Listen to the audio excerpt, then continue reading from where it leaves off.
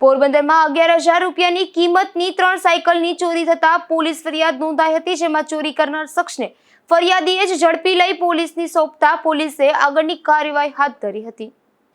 પોરબંદરના liberty road પર Raza plywood સામેની ગલીમાં રહેતા આશિફ બશીર ઢીલા નામના યુવાને કીર્તિ મંદિર પોલીસ મથકમાં ફરિયાદ નોંધાવી જણાવ્યું હતું કે મકાન બાંધકામના કોન્ટ્રાક્ટરનું કામ કરે છે અને તેના 12 વર્ષના દીકરા મુસ્તકીમને ટ્યુશન અને સ્કૂલે જવા માટે સાયકલ લઈ આપી હતી અને એ સાયકલ પુત્ર પોતાના એપાર્ટમેન્ટના પાર્કિંગમાં નિયમિત રીતે પાર્ક કરતો હતો, પરંતુ તારીખ 10/6ના મુસ્તકીમને પગમાં વાગ્યું હોવાથી સાયકલ એપાર્ટમેન્ટની બહાર પાર્ક કરી હતી. ત્યારબાદ તે સાયકલ ક્યાંય જોવા મળી ન હતી.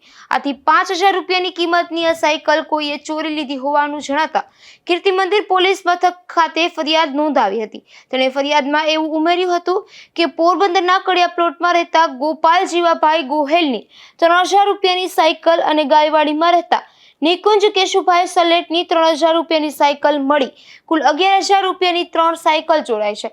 જોકે આસિફભાઈને ત્યાં થયેલ સાયકલ ચોરીની ઘટના તેના ઘરની ગલીના નાકે આવેલ બેકરીના સીસીટીવી કેમેરામાં કેદ થઈ હતી.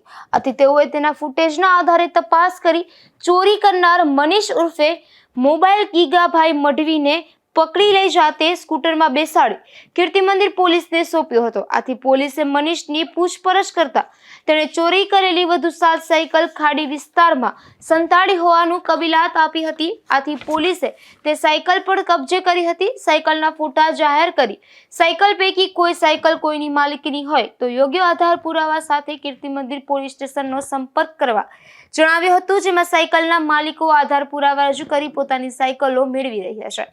નિપુલ પોપટ સાથે અશોક થાનકી, ગુજરાત ન્યૂઝ, પોરબંદર.